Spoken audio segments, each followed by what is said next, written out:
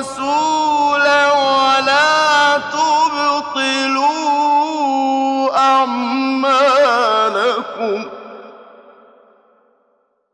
اعوذ باللہ من الشیطان الرجیم. بسم اللہ الرحمن الرحیم. اللہم صلی علی محمد وعلی آل محمد کما صلیت علی ابراہیم وعلی آل ابراہیم انک حمید مجید. اللہم بارک علی محمد وعلی آل محمد کما بارکت علی ابراہیم وعلی آل ابراہیم انک حمید مجید. حدیث نمبر 168. اب ہم کتاب الحیض پڑھ رہے ہیں. پیچھے ہم نے پڑھی تھی کتاب الطہارت، وضو کیسے کریں، برتنوں کو کیسے صاف کیا جائے، پانی کب صاف ہوگا، اسی طرح اگر کوئی نجاست لگ جائے تو اسے کیسے صاف کرتے ہیں. تو اب ہم کتاب الحیض پڑھ رہے ہیں. حدیث نمبر 168 حضرت عائشہ کی حدیث ہے. وہ کہتی ہیں ہم میں سے کسی ایک کو جب حیض آتا تو اللہ کے رسول صلی اللہ علیہ وآلہ وسلم اس کے ساتھ مباشرت کا ارادہ کرتے تو آپ اسے حکم دیتے کہ وہ اپنے حیض کی جوش میں ازار پہن لے، پھر آپ اس سے مباشرت کرتے. حضرت عائشہ کہتی ہیں کہ تم میں سے کون اپنی خواہش کو کنٹرول کر سکتا ہے جیسے کہ رسول اللہ صلی اللہ علیہ وآلہ وسلم اپنی خواہشات پہ قابو رکھ لیتے تھے. اصل بات ہے حائضہ عورت کے ساتھ تعلقات حرام ہیں، یہ تو اللہ تعالیٰ نے قرآن مجید میں واضح کر دیا ہے، لیکن اس کے ساتھ تعلقات کے علاوہ فائدہ اٹھایا جا سکتا ہے. یہاں پہ یہ جو لفظ ہے کہ اللہ کے رسول مباشرت کرنا چاہتے، یہاں پہ یہ لفظ اپنے لغوی معنی میں استعمال ہوا ہے. لغوی معنی سے کیا مراد ہے؟ بشرہ کا مطلب ہوتا ہے انسان کی جلد. تو یہاں یہ اپنے اصطلاحی معنوں میں نہیں بلکہ لغوی معنوں میں استعمال ہوا ہے. تو اللہ کے رسول اگر ایسا چاہتے تو آپ حکم دے دیتے وہ اپنے ایک ازار پہن لیتی. ازار سے کیا مراد ہے؟ جیسے انڈر ویئر انسان پہن لیتا ہے، انڈر گارمنٹس پہن لیتا ہے، تو آپ یہ حکم دیتے اور اس کے بعد پھر آپ اس کے ساتھ مباشرت کر لیتے. اور حضرت عائشہ کہتی ہیں کہ اللہ کے رسول کو اپنی خواہش پر بڑا کنٹرول تھا، اور اگر کسی کو اپنی خواہش پہ کنٹرول ہے تو وہ ایسا کر سکتا ہے، لیکن اگر کسی کو اپنی آپ پہ قابو نہیں ہے تو پھر اسے ایسا نہیں کرنا چاہیے. کسی کو یہ ڈر ہے کہ ایسا نہ ہو کہ میں اس طرح کرنے سے آگے بڑھ جاؤں گا اور گناہ کر لوں گا، حالت حیض تعلقات قائم کر لوں گا، تو پھر اسے اس اجازت سے فائدہ نہیں اٹھانا چاہیے. اس اجازت سے وہی فائدہ اٹھائے جو کہ اپنے آپ پہ جس کو قابو ہے. حدیث نمبر 173 حضرت عائشہ کی حدیث ہے. وہ کہتی ہیں کہ اللہ کے رسول صلی اللہ علیہ وآلہ وسلم میرے جسم کے ساتھ جسم ملا لیا کرتے، اور جب کہ میں حائضہ ہوتی اور اللہ کے رسول اپنا سر مسجد سے نکالتے جب کہ آپ اعتکاف کی حالت میں ہوتے تو میں اسے دھو دیتی جب کہ میں حائضہ ہوتی. میں نے پہلے بھی آپ کو بتایا ہے کہ حائضہ عورت جو ہوتی ہے اس کا پسینہ ناپاک نہیں ہوتا. تو اللہ کے رسول صلی اللہ علیہ وآلہ وسلم جب مسجد میں اعتکاف کر رہے ہوتے تو مسجد ہی سے اپنا سر اپنے گھر کی طرف نکال دیتے. حضرت عائشہ کا حجرہ اور مسجد کا صحن اکٹھا تھا، تو اللہ کے رسول صلی اللہ علیہ وآلہ وسلم مسجد میں ہوتے ہوئے ہی اپنا سر اندر کی طرف کر دیتے. حضرت عائشہ حائضہ ہوتی لیکن آپ کا سر دھو دیا کرتی، آپ کے سر میں کنگھی کر دیا کرتی، دھو دیا کرتی. اسی طرح ایک اور حدیث میں آتا ہے کہ رسول اللہ صلی اللہ علیہ وآلہ وسلم میری گود میں تکیہ لگا کر قرآن پڑھ رہے ہوتے جب کہ میں حائضہ ہوتی. اور اللہ کے حضرت عائشہ کا حائضہ ہونا رسول اللہ صلی اللہ علیہ وسلم کے قرآن پڑھنے کو کوئی بھی فرق نہ ڈالتا. ٹھیک ہے، بعض لوگ حائضہ عورت کے ہاتھ کا کھانا نہیں کھاتے، حائضہ عورت کے ساتھ اٹھتے بیٹھتے نہیں ہیں. یہ کام جو ہے یہ یہود کا تھا، مسلمانوں کا نہیں ہے. حائضہ عورت سے تعلقات حرام ہیں، لیکن اس کے علاوہ باقی چیزوں میں اللہ تعالیٰ نے کوئی کسی قسم کی پابندی نہیں لگائی. اللہ کے رسول حضرت عائشہ کی گود میں سر رکھ کے سوئے ہوئے ہیں، سر رکھ کے لیٹے ہوئے ہیں اور قرآن پڑھ رہے ہیں، اور حضرت عائشہ حائضہ. ٹھیک ہے جی. حدیث نمبر 175، حضرت علی کی حدیث ہے، وہ کہتے ہیں کہ میں ایک ایسا آدمی تھا جس کو مزی بہت آتی تھی، تو مجھے شرم آئی کہ میں رسول اللہ صلی اللہ علیہ وسلم سے سوال کروں، تو میں نے مقداد بن اسود کو کہا، تو انہوں نے اللہ کے رسول صلی اللہ علیہ وسلم سے سوال کیا، تو آپ نے فرمایا ایسی صورت میں وضو لازمی ہوتا ہے۔ اب مزی کیا ہوتی ہے؟ مزی ایک سفید رطوبت ہے جو شہوت کے وقت مرد اور عورت دونوں کے اعضائے تناسل سے خارج ہوتی ہے۔ اس کے اخراج سے شہوت ختم نہیں ہوتی، اور یہ ہوتی ہے، پتلی ہوتی ہے، ٹھیک ہے۔ تو یہ بالکل شہوت کے آغاز میں انسان کے جو شرمگاہ ہے اس سے خارج ہوتی ہے۔ یہ ضروری نہیں ہے کہ تعلقات کے وقت ہی خارج ہو، بعض اوقات انسان کوئی ایسی چیز پڑھ رہا ہے جو اس کی شہوت کو بھڑکا دیتی ہے، اس کے ساتھ بھی مزی خارج ہو جاتی ہے۔ مثال کے طور پہ آپ کوئی فحش منظر دیکھ رہے ہیں، آپ کو فحش کتاب پڑھ رہے ہیں، آپ کوئی خیال آپ کو اس طرح کا آ جاتا ہے، بعض لوگوں کو اس سے بھی یہ مزی خارج ہو جاتی ہے۔ تو حضرت علی کہتے ہیں کہ مجھے بہت زیادہ مزی آتی تھی، تو مجھے اس بات سے حیا آئی کہ میں اللہ کے رسول سے سوال کروں، کیونکہ آپ رسول اللہ صلی اللہ علیہ وسلم کے داماد تھے۔ تو انہوں نے پھر مقداد بن اسود سے کہا، تو مقداد بن اسود نے رسول اللہ صلی اللہ علیہ وسلم سے پوچھا کہ اگر مزی آئے تو کیا کرنا چاہیے؟ تو اللہ کے رسول نے بتایا کہ پھر وضو کر لینا چاہیے، اس کے ساتھ وضو ٹوٹ جاتا ہے۔ اس کے مزی آنے سے وضو ٹوٹ جاتا ہے، انسان کو دوبارہ وضو کر لینا چاہیے اگر اس نے اس وقت نماز پڑھنی ہے۔ حدیث نمبر 176، حضرت عائشہ کہتی ہیں کہ رسول اللہ صلی اللہ علیہ وسلم جب سونے کا ارادہ کرتے اور آپ جنبی ہوتے، آپ اپنی شرمگاہ دھوتے اور نماز کے لیے وضو کرتے۔ تو جنابت کی حالت میں بہتر تو یہی ہے کہ انسان جلدی سے جلدی غسل کر لے اور غسل کر کے ہی سوئے، لیکن بعض اوقات انسان غسل نہیں کر پاتا اور اس کی کئی وجہیں ہو سکتی ہیں۔ مثال کے طور پہ گرم پانی موجود نہیں ہے، آپ کو ٹھنڈ لگ رہی ہے، یا نیند بہت آ رہی ہے، یا طبیعت اتنی ہوشیار نہیں ہے، سست ہو رہی ہے، انسان سوچتا ہے میں ٹھہر کے غسل کر لوں گی۔ تو ایسی صورت میں سونے سے پہلے اتنا ضرور کیجئے کہ اپنی استنجا کر لیں، اپنی شرمگاہ دھو لیں اور اس کے بعد نماز جیسا وضو کر لیں۔ اس کے ساتھ فائدہ کیا ہوگا؟ فائدہ یہ ہوگا شیطان آپ کو تنگ نہیں کر سکے گا۔ اصل میں آپ کو بتانا چاہتی ہوں کہ جب انسان ناپاک ہوتا ہے تو اس وقت شیطانی اثرات اس پر زیادہ ہوتے ہیں، شیطان اسے تنگ کرتا ہے۔ جب کوئی جنبی ہو یا عورتیں حیض کی حالت میں ہوں، اس وقت بھی شیطان انسان کو تنگ کرتا ہے۔ تو کوشش یہ کیجئے کہ اگر جنابت کی حالت میں آپ نے سونا ہے تو پھر کم از کم وضو ضرور کر لیں، اس طرح شیطان تنگ نہیں کرے گا۔ یہ کئی لوگوں کو جن تنگ کر رہے ہوتے ہیں، اسیب کا اثر ہوتا ہے، یہ انہی حالتوں میں تنگ کرتے ہیں۔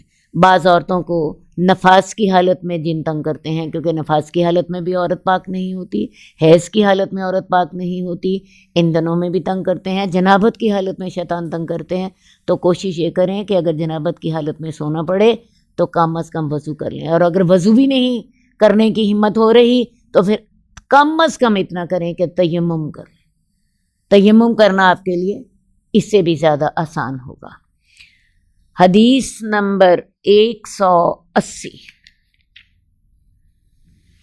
حدیث نمبر 180، ام سلمہ کہتی ہیں کہ ام سلیم رسول اللہ صلی اللہ علیہ وسلم کے پاس آئیں اور انہوں نے کہا، اے اللہ کے رسول، اللہ تعالیٰ تو حق بات کرنے سے نہیں شرماتا، عورت پر کیا غسل واجب ہے اگر اس کو احتلام ہو جائے؟ اب احتلام کیا ہوتا ہے؟ میرا خیال ہے مجھے پہلے آپ کو یہ بتانا چاہیے۔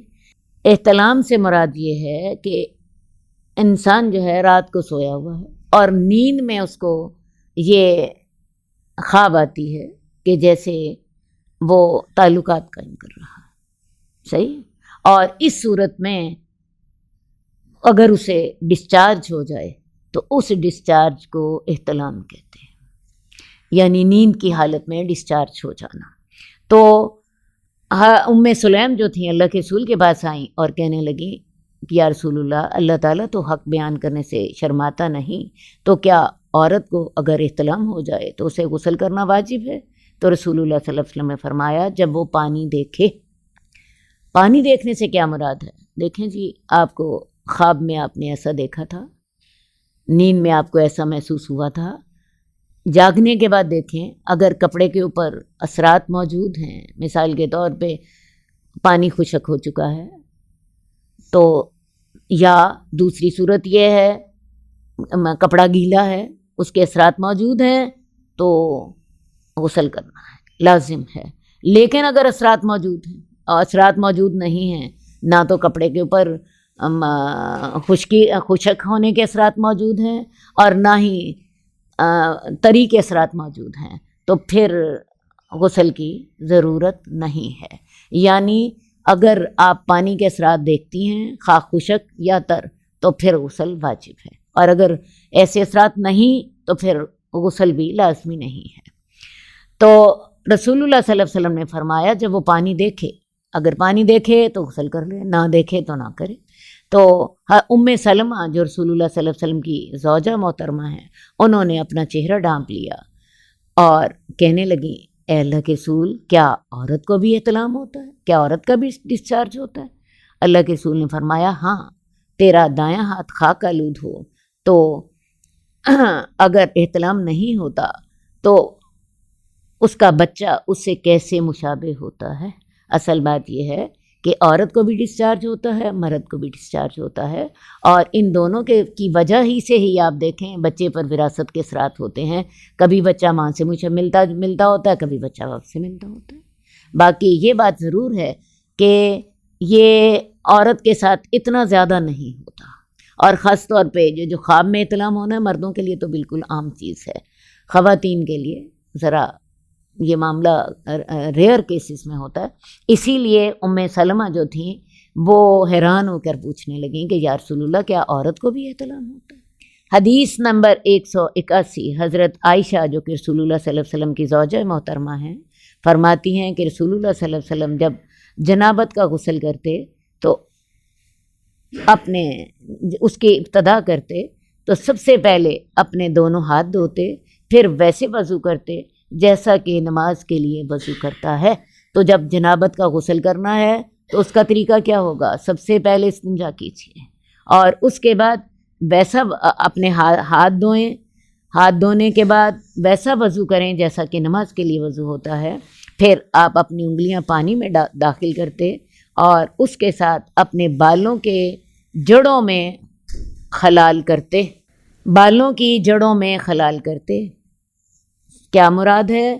اپنی داڑھی کے بالوں میں، ان میں بھی خلال کرتے ہاتھ ڈال کے، اور اپنے سر کے بالوں میں بھی ہاتھ ڈال کے اچھی طرح دیکھتے کہ پانی پہنچ گیا ہے۔ پھر اپنے سر پر پانی ڈالتے 3 چلو اپنے دونوں ہاتھوں کے ساتھ، اور اس کا طریقہ کیا ہوگا؟ اپنے دونوں ہاتھوں کے ساتھ پہلے درمیان میں پانی ڈالیں، پھر دائیں طرف پانی ڈالیں، پھر بائیں طرف پانی ڈالیں، پھر اپنے تمام جلد پر پانی بہا دیتے۔ تو کس چیز کا اہتمام کرنا ہے غسل جنابت میں؟ غسل جنابت میں سب سے پہلے استنجا کر لیں، ہاتھ دھو لیں، وضو کر لیجئے، کوہنیوں تک وضو کر لیں، اور کوہنیوں تک وضو کرنے کے بعد سر پر 3 دفعہ پانی ڈالیں دونوں ہاتھوں کے ساتھ، 1 دفعہ درمیان میں، 1 دفعہ دائیں طرف، 1 دفعہ بائیں طرف، اور اس کے بعد پھر سارے جسم پر پہلے دائیں طرف پانی ڈالیں، پھر بائیں طرف پانی ڈالیں، اور سب سے بعد آخر میں ایسا کریں، ذرا تھوڑا سا پیچھے ہٹ کے پاؤں دھو لیجیے، ٹھیک ہے؟ سب سے آخر میں پاؤں دھو لیں پیچھے ہٹ کر۔ تو یہ طریقہ ہوگا غسل جنابت کا۔ غسل جنابت میں ایک بات کا ضرور دھیان رکھیں کہ غسل جنابت میں اپنے تمام بالوں کو ضرور گیلا کر لیجیے، اپنے بالوں کو ضرور یقین کر لیں کہ وہ گیلے ہو گئے ہیں، کیونکہ اگر بال ایک بھی خشک رہ گیا تو آپ کا غسل مکمل نہیں ہوگا۔ بلکہ حضرت علی کی حدیث موجود ہے، حضرت علی کہتے ہیں مجھے جب اس بات کا پتہ چلا تو میں نے اپنے بالوں کے ساتھ دشمنی کر لی، یعنی کیا کیا، اپنے تمام بالوں کو منڈوا لیا۔ تو ہر بال کی تہ تک پانی پہنچنا چاہیے۔ آپ اگر اپنے سر پر پانی ڈالتی ہیں تو پانی ڈال کے اپنے سر میں یوں کر کے انگلیاں ڈال کے پتہ کر لیں کہ انگلیاں ڈال کے یوں کر کے یقین کر لیں کہ پانی اچھی طرح پہنچ چکا ہے۔ باقی اگر آپ اپنی چٹیاں نہ بھی کھولیں تو تب بھی کافی ہو جائے گا۔ سر کی بالوں کی جڑوں تک پانی پہنچنا لازمی ہے۔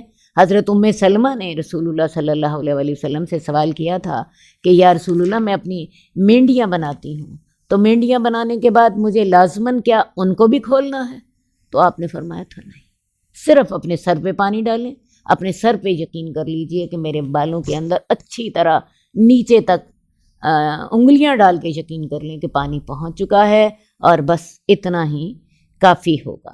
حدیث نمبر 182، حضرت میمونہ کی حدیث ہے، وہ کہتی ہیں کہ میں نے رسول اللہ صلی اللہ علیہ وسلم کے لیے غسل کا پانی رکھا، آپ نے اپنے دائیں ہاتھ کے ساتھ اپنے بائیں ہاتھ پر پانی ڈالا اور ان دونوں کو دھویا، پھر اپنی شرمگاہ کو دھویا، پھر اپنے ہاتھ کو زمین پر رگڑا تو اس کو مٹی کے ساتھ ملا، پھر اس کو دھویا مٹی کے ساتھ تاکہ اچھی طرح ہاتھ صاف کر لیا جائے۔ یہ بھی سنت ہے۔ آج کل ہمارے باتھ روم جو ہے ہوتے ہیں وہ چونکہ ہوتے ہیں اس میں ٹائلیں وغیرہ لگی ہوتی ہیں، تو اس سنت کو ہم لوگ بھول گئے ہیں۔ پھر آپ نے اس کو دھویا، پھر کلی کی اور ناک میں پانی ڈالا، پھر اپنا چہرہ دھویا اور اپنے سر پر پانی بہایا، پھر پیچھے ہٹ گئے، پھر اپنے دونوں قدموں کو دھویا۔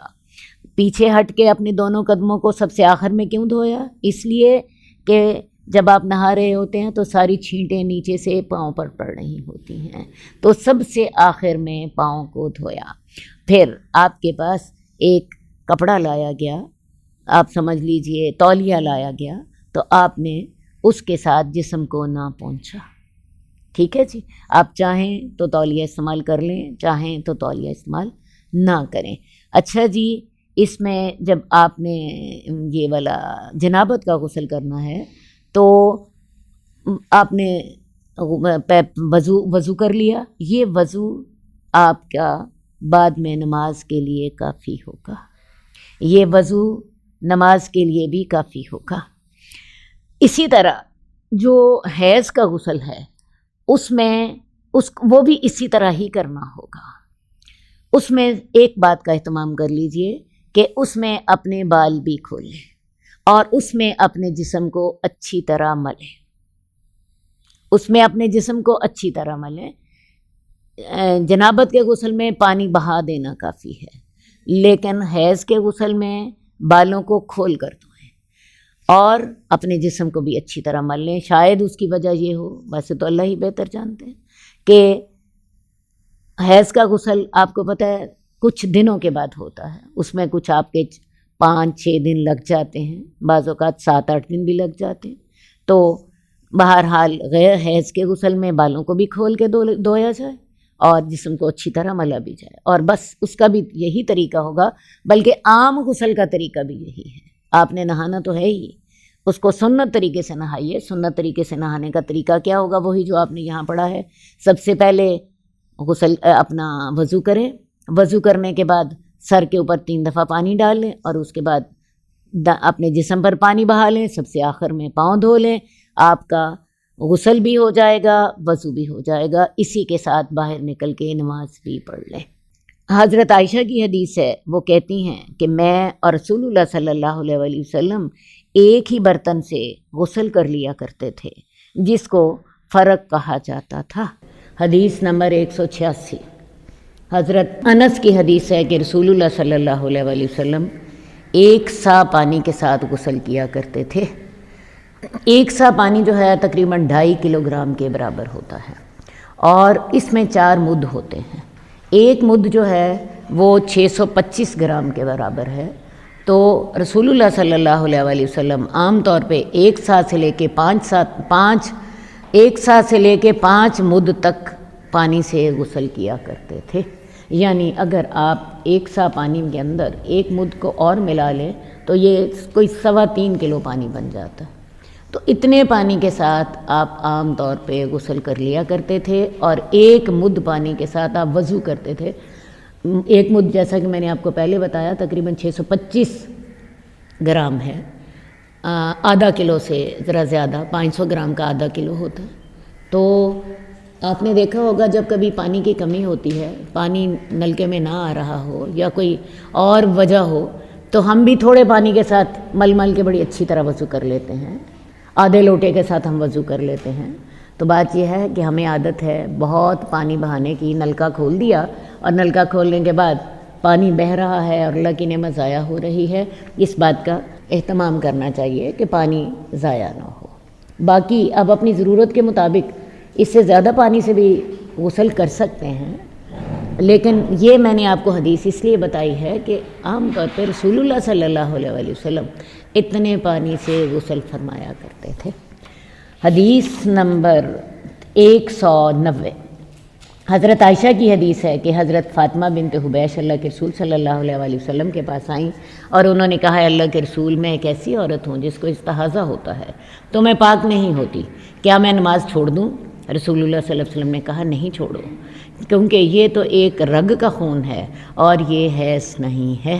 اب استحاضہ کیا ہوتا ہے؟ بعض لوگوں کو آپ نے دیکھا ہوگا کہ ان کو سارا مہینہ ہی خون آتا رہتا ہے، یا بعض اوقات حیض کے دن 6 ہوئے ان کو 10 دن تک خون آتا رہتا ہے، بعض اوقات 15 دن تک آتا رہتا ہے، بعض اوقات پورا مہینہ ہی آتا رہتا ہے۔ جیسے یہ فاطمہ بنت حبیش نے رسول اللہ صلی اللہ علیہ وسلم سے کہا کہ یا رسول اللہ، مجھے خون آتا ہی رہتا ہے تو میں پاکی نہیں ہوتی، تو کیا میں اتنی دیر نماز نہ پڑھوں؟ آپ نے فرمایا نہیں، نماز پڑھو، یہ ایک رگ کا خون ہے اور یہ حیض نہیں ہے۔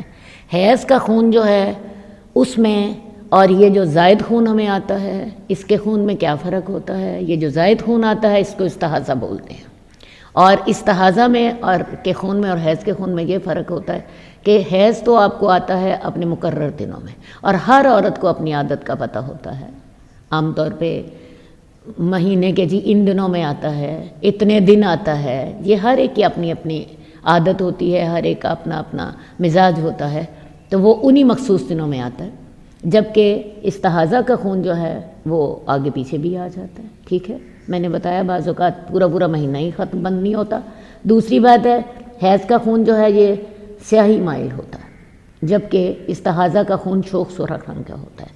تیسری بات، اس حیض کے خون میں بو ہوتی ہے، دوسرے خون میں بو نہیں ہوتی۔ ٹھیک ہے، اور سب سے بڑی پہچان تو وہی ہے جو اپنے ایام میں آئے وہ حیض کا خون ہے، اپنے حساب کے مطابق آئے وہ حیض کا خون ہے، اور جو اس کے علاوہ آئے وہ حیض کا خون نہیں ہے۔ تو جو حیض کا خون ہے اس میں تو عورت ناپاک ہے، اس میں تو عورت نہائے، نہانے کے بعد پاک ہونے کے بعد نماز پڑھ سکتی ہے، لیکن یہ جو استحاضہ کا خون ہے اس میں عورت کو نماز پڑھنی ہے، اس کے ساتھ عورت ناپاک نہیں ہوتی۔ آپ کو پتہ ہے بعض اوقات عورت جو ہوتی ہے پریگننٹ ہوتی ہے تو تب بھی خون آ رہا ہوتا ہے، تو ہمارے ہاں عورتوں کا خیال یہ ہے کہ جو ہی خون آیا نماز چھوڑ دی، نہیں، نماز آپ نے صرف حیض کے خون میں چھوڑنی ہے، اس کے علاوہ زائد خون آ رہا ہے، خواہ پریگننسی میں آ رہا ہے، نماز پڑھتے رہنا ہے۔ تو جب فیضا اقبلت حیضتک کا جب حیض آ جائے تو نماز چھوڑ دو، اور جب وہ چلا جائے تو اپنے سے خون کو دھو پھر نماز پڑھو۔ اب جب حیض آ جائے، ہر عورت کو پتہ ہے میری تاریخ کیا ہوتی ہے، اور پھر اس کو یہ بھی پتہ ہوتا ہے کہ حیض کا سیٹ اپ کیا ہے۔ مثلاً بعض لوگوں کو پہلے دن زیادہ اس کا فلو زیادہ ہوتا ہے، زیادہ تیزی سے آتا ہے خون، اس کے بعد پھر تھوڑی سی رکاوٹ آ جاتی ہے، پھر خون آنے لگ جاتا ہے۔ ہر ایک کو اپنی اپنی عادت کا پتہ ہوتا ہے، تو جب اسی سیٹ اپ کے مطابق آئے، اپنی مخصوص تاریخوں میں آئے تو وہ حیض کا خون ہے، اور جو اس کے علاوہ آئے، مثلاً اب جو استحاضہ کا خون ہوگا وہ ضروری نہیں ہے کہ حیض کی طرح پہلے 3 دنوں میں اس کا فلو زیادہ ہو، بعد کے دنوں میں نہ ہو۔ ٹھیک ہے، وہ مسلسل آتا رہتا ہے، یا بعض کا اسپاٹنگ ہوتی رہتی ہے صرف۔ ٹھیک ہے، تو اس سے آپ اس کو پہچان جاتے ہیں۔ تو جب تیرا حیض آئے تو نماز چھوڑ دو، اور جب حیض چلا جائے تو اپنی عادت کے مطابق پتہ چل جائے کہ اب حیض کا خون ختم ہو گیا ہے تو اپنے سے خون کو دو، پھر نماز پڑھو، پھر ہر نماز کے لیے وضو کرو جہاں تک کہ یہ وقت آ جائے۔ اب حیض کے وقت تو آپ نے نماز چھوڑنی ہے، لیکن حیض کے علاوہ خون آئے گا نماز نہیں چھوڑنی ہے۔ ٹھیک ہے، حدیث نمبر 191 حضرت عائشہ کی حدیث ہے جو رسول اللہ صلی اللہ علیہ وسلم کی جو بیوی ہیں کہ ام حبیبہ کو 7 سال تک استحاضہ کی بیماری رہی، یعنی انہیں یہ خون آف اینڈ آن آتا تھا۔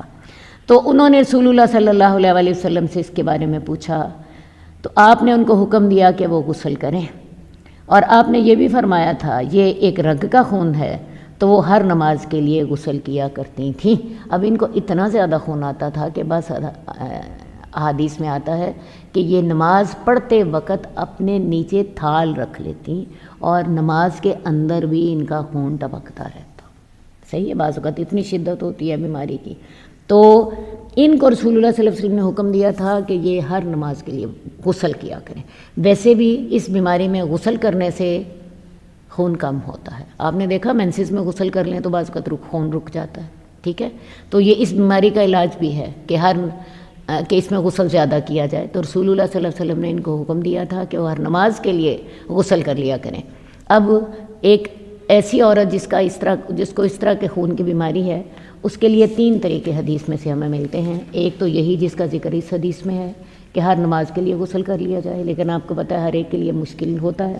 نمبر 2 ایسا کر لیں کہ 2 نمازوں کو اکٹھا کر لیں، فجر اور عصر کو، مغرب اور عشاء کو اکٹھا کر لیں اور فجر کو علیحدہ کر لیں۔ اس طرح آپ 3 غسل کر لیں گے 5 نمازوں کے لیے، ٹھیک ہے۔ تیسرا ایک اور طریقہ ہے کہ آپ چاہیں تو آپ سے اتنے 3 غسل بھی نہیں ہوتے تو پھر ایسا کریں ہر نماز کے لیے نیا وضو کر لیں، ایک وضو کے ساتھ 2 نمازیں نہ پڑھیں۔ ہم بعض اوقات ایک وضو کے ساتھ 2 نمازیں پڑھ لیتے ہیں، تو ایسی عورت جس کو یہ تکلیف ہو تو ہر وضو کے ساتھ وہ 1 نماز پڑھے، جب اس نے نماز پڑھنی ہو استنجا کرے، استنجا کر کے نیا وضو کر لے اور نئے وضو کے ساتھ ہر نماز کے لیے نیا وضو کر لے۔ یہ میرا خیال ہے ہر ایک کے لیے ہی ممکن ہے اگر کسی کو ایسی تکلیف ہو۔ حدیث نمبر 192 حضرت عائشہ سے ایک عورت نے سوال کیا کہ کیا ہم میں سے ایک عورت اپنی نماز کی قضا دے گی جب وہ پاک ہوگی، یعنی مینسز کے بعد؟ تو حضرت عائشہ نے کہا کیا تو حروریہ ہے؟ اب یہ حروریہ ایک علاقہ تھا جہاں پہ خارجی زیادہ تھے۔ اب خارجی جو تھے ان کا خیال یہ تھا کہ حائضہ عورت کو نماز کی قضا دینی چاہیے، جو وہ مینسز کے دنوں میں جو اس نے نماز نہیں پڑھی اس کی قضا اس کو دینی چاہیے۔ اسی لیے حضرت عائشہ نے اسے کہا کیا تو حروریہ ہے؟ ہم اللہ کے رسول صلی اللہ علیہ وسلم کے دور میں حائضہ ہوتی تھیں تو اللہ کے رسول تو ہمیں نمازوں کی قضا کا حکم نہ دیا کرتے تھے۔ بات کلیئر ہو گئی نا؟ اور یا پھر انہوں نے کہا کہ ہم ایسا نہ کرتے تھے، کیسا نہ کرتے تھے؟ نماز کی قضا نہیں دیتے تھے۔ جب اللہ کے رسول کے دور میں نہیں دیتے تھے تو آج بھی نہیں دینی۔ روزوں کی قضا حائضہ نے دینی ہے، ویسے بھی جب اللہ کے رسول نے روزوں کی قضا کا حکم دے دیا ہے، آپ نماز کی قضا کا بھی حکم دے سکتے تھے، لیکن اللہ کے رسول صلی اللہ علیہ وسلم نے مشقت کا خیال کرتے ہوئے کہ 7 یا 8 یا 6 دنوں کی نماز قضا کرنا مشکل ہوگا یا کوئی اور حکمت ہوگی، یہ اللہ زیادہ بہتر جانتے ہیں۔ بہرحال رسول اللہ صلی اللہ علیہ وسلم کے دور میں حضرت عائشہ کہتی ہیں کہ ہم حیض کے دنوں کی قضا شدہ نمازوں کی قضا نہیں دیتے تھے۔ تو مسئلہ آپ کو کیا سمجھ آیا کہ حائضہ ان دنوں میں جو نماز چھوڑے گی اس کی قضا نہیں دے گی، ہاں ان دنوں کے جو روزے چھوٹے ہوں گے ان کی قضا وہ ضرور دے گی۔ ویسے آج کل موسم بڑا اچھا ہے، آپ لوگوں کے جو روزے چھوٹے ہوئے ہیں ان کی قضا آج کل دے لیجیے، آج کل موسم بھی اچھا ہے، دن بھی چھوٹے ہیں۔ اللہم صلی علی محمد وعلی آل محمد کما صلیت علی ابراہیم وعلی آل ابراہیم انک حمید مجید۔ اللہم بارک علی محمد وعلی آل محمد کما بارکت علی ابراہیم وعلی آل ابراہیم انک حمید مجید۔ مولاي صل وسلم دائما ابدا على حبيبك خير